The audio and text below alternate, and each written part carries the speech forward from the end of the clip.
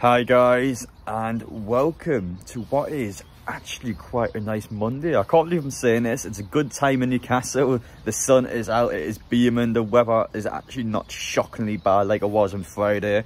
I've actually got to re-record one of my upcoming videos because of how bad the rain was. So a bit of a heads up with regards to my PO box.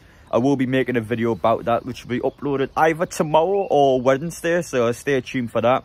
And speaking of the PO box, for any future videos, if you guys want to send me any letters, there's anything you want me to open up on the camera now to you guys, my PO box is Adam P, PO Box 978, Wallsend, NE28 5FL. That is the address. If you want to send me anything, it will be in future videos, just to give you a heads up there. But expect my first PO box video come out next couple of days, and I'm not going to lie, for Newcastle United fans, it's actually a good time to be talking about the football club. We've picked up a nice win against Wolves. We're currently in contention still for a European spot, despite how many points we've dropped this season. We're starting to get some more players come back into the squad now. You've seen at the weekend how huge is Joelinton come back into the team. I love watching him play. Someone's actually expansive. He gets the ball, he just drives it forward. And for Newcastle's midfield, the stability there was just so much better. I feel so much more comfortable watching Newcastle play when we've got the likes of Joelinton back in the team. It just gives that team that second wind it's been missing. And our next fixture isn't until next Monday now, as we take on Chelsea, a team that on paper I think we should be getting a result against. It is huge when you look at the Premier League table that we don't lose the game. I think a draw is still fine. Obviously, I think for all of us who want to try and beat them after that Carabao Cup calamity for most, I still haven't got over that. And speaking of cup games, we know Saturday, just a few days later, Manchester City away. What a pile of BS that is. I'm still livid. That was the draw we've got. We've got them for the second time this season. And my feelings today are a bit mixed, so I'm going to explain why. Obviously, you're seeing the title and thumbnail regarding the big major news, Joelinton. We'll talk about him in a bit. But I'm actually quite peeved off. I'm sick of Newcastle fans getting mugged off, and I feel like now is a good time to address in this video, because once again, I think this must be the third or fourth time in cup competitions this season this has happened to Newcastle fans, and I'm getting annoyed now. So yeah, I'm gonna get a few things off my chest today. You guys, if you don't go to the games, for example, might think it's a big deal, but it's something that I'm not happy with, and I feel like even the FSA should be doing something about it as the Footballer Supporters Association. So we'll get through it all now. We've got a lot to get into. If you guys enjoy the content, get down there, hit that subscribe button. It's free to do so. And of course, as I said before, I'll be going to every single match this season, so stay tuned for all the away day content as I head down south towards the end of this week. Without further ado, let's get through the negative stuff first. So what is it that has got me in a bad mood today? What am I fuming about this time now? As I just mentioned before, we have got Manchester City away in the quarter-final of the FA Cup. Once again, we are travelling across in the away stadium, and this has been a common theme this season, and it's Newcastle fans getting exploited and getting taken advantage of for our loyalty. So we charged Manchester City fans to come to St James's Park earlier for the Carabao Cup match, £20. It will cost you £20 to come up to St James's Park, watch the football, enjoy the game, go home. Manchester City have released their ticket today, and you would think, well, you know what, we charge them £20, maybe they might do the same to us, or just a tad bit more.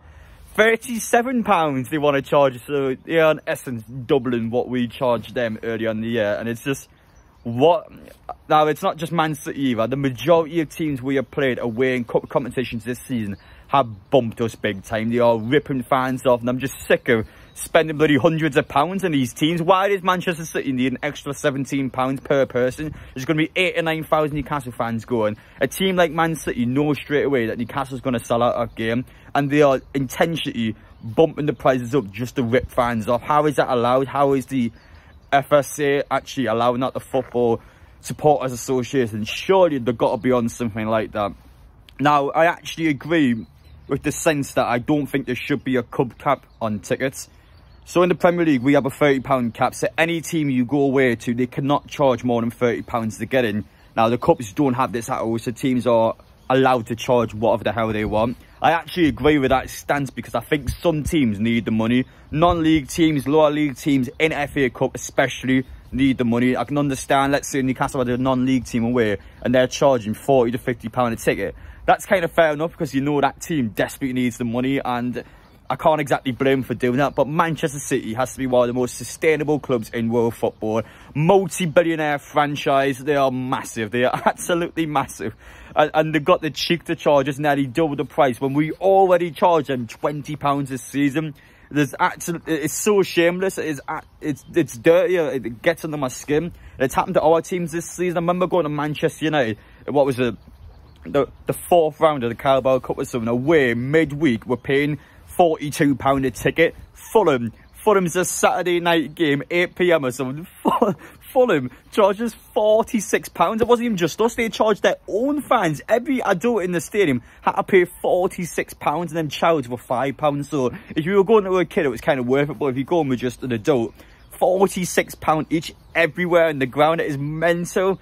And again, this kit is £37. It is just so much. I remember going to Chelsea. That was a Thursday night game, £42 again. Every single time we're getting bumped, and these teams know we're going to sell out, so they're going to keep just charging stupid prices in the cups. And I'm getting sick of it, and I'm getting sick of this BS. And I feel like when I got a platform like this, we should try and get someone out there, because I don't understand how it's allowed.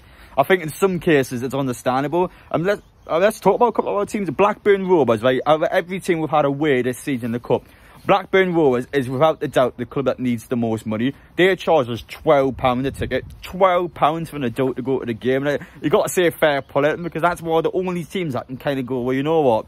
If you were to charge us around that £40 mark, I can kind of see why Blackburn's a team that could use that money elsewhere and actually make themselves a better club. Even Sunderland, the time we had Derby against Sunderland, that actually charged us fair prices. Like, I can't remember exactly what it was, but I think it was around the £30 mark, which is, I mean, considered as a derby. Like, it's not even that bad. I would understand if they were to charge with 40 plus in the derby, because it's obviously such a big game for Newcastle. But I don't get it at all. I'm sick of it. I'm absolutely sick of this now. I've seen some arguments against, especially Americans, going, well, actually, Adam, you know, in America, whenever I go to an event, it's going to cost me $200, $300, which I understand. I know for a fact. Obviously, I was there in the summer. 3 pre-season games in Newcastle cost $200 for all of them, which is obviously a lot of money. And I do understand your point of view, but you got to understand as well, in the UK, the tickets are just much cheaper, and that is still a lot of money in the UK to go to a game, especially under a cost of living crisis. How City are charging us £37, but we've already charged them £20 earlier in the season, is not good enough at all. I think it's a farce, and I'm getting sick of it. There's no reason why Manchester City should be charging us double what we charge them. They're a team that is sustainable. They've got no reason to do that. It's just a simple cash grab for them. And considering how many Newcastle fans are going as well, they're just looking for easy money, and it gets under my skin. I don't think it's good enough at all. But yeah, that was the main topic I want to talk about there. Absolute BS again for the travelling fans. I'm sick of getting screwed over.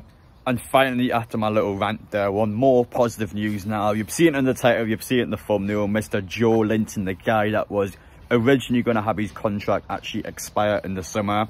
Now, I never had any doubts, but we're at that case now where the information is coming that Joelinton is looking good. Things are going well in contract talks, and it is expected that he will re-sign with Newcastle and he won't leave in the summer.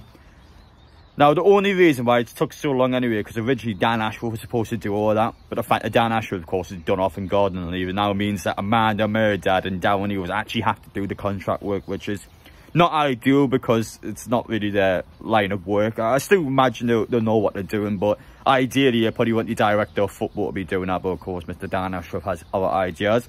But it is looking good, though. Jordan is set to become one of the top earners at the club, which I can't disagree with. He's definitely one of our better players, and he's someone that we've missed massively since he picked up that injury all the way back in Sunderland.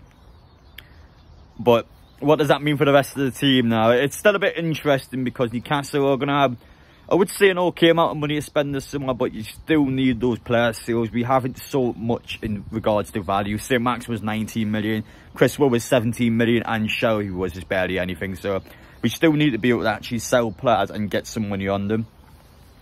So the only way you can do that without selling your big boys like the likes of Bruno is, I would say, the likes of Trippier going, the likes of Wilson going. Some players in there, maybe someone like a Longstaff, as much as I don't want to say a guy like Joelinton, potentially you sell a player that's not as big as your likes of your Isaks, your Botmans, your Brunos, and you're able to get some value around that. Then you can bring those players without losing your key mega stars. But Bruno is always the one that's kind of in the back of my mind because he's probably got the highest value in the team. He's also someone that has already been looked at by the likes of Real Madrid. PSG is one of the top players in world football, where multiple top level clubs that are bigger than Newcastle are actually looking in for the player. So it's always tricky to keep a hold of a player like Bruno. I think European football this season is crucial. If Newcastle don't get at least Conference League football, it will be hard to keep a hold of those sort of players. You've got to make sure there's something there for them to do during the season. European football is huge. You can just go to Bruno at the end of the season. Well, listen, Bruno, okay, we'll finish 7th in the league. It wasn't as best as we could have done, but we've got Conference League football this season. We are one of the favourites, if not the favourites, to actually win the competition. Stay with us, you win that, you go back in the Europa League and you have an amazing time at Newcastle. With that sort of thing where, obviously you were worded differently, but it's the sort of thing where you mention European football and it's going to be the stuff that attracts players to the club and also attracts players that are at the club to stay at the club. So it's big for a guy like Bruno. We've got to make sure we get European football, which I would say we're on track to do. With the exception of Chelsea, we've got, what, Tottenham at home. And then after that, every other game, I think, is winnable. Even Tottenham at home, yes, it's not an easy game, but I still think we can potentially get a result against them. So it's up to us. Like, the game's on our hands now. You look at the likes of West Ham, Brighton around us in the table. They've got much harder fixtures than us. So we do our job, I think we'll be fine. Like, we've got no worries whatsoever. And I think we can all relax and just know that we can keep our big players, maybe have to sell a couple of the mid-range to potentially good range players, but get some value in. You use the money in the summer and off your European funds and everywhere else. You have a lot of money to spend, so Newcastle, I think, will be alright. Just got to see how the games go. But that's about it, guys. Just want to talk about two major stories, really. Obviously, I spent a decent amount of time talking about the ticket shenanigans, but I'm just sick of it. I think it's a valid point to make. I'm sick of teams ripping us off, and I feel like fans should deserve better, and that's from every team as well, not just the Newcastle thing. But yeah, let me know your thoughts down below and all that. Do you agree with my stance on everything? Do you disagree with anything? Let me know, and see you all in the next one.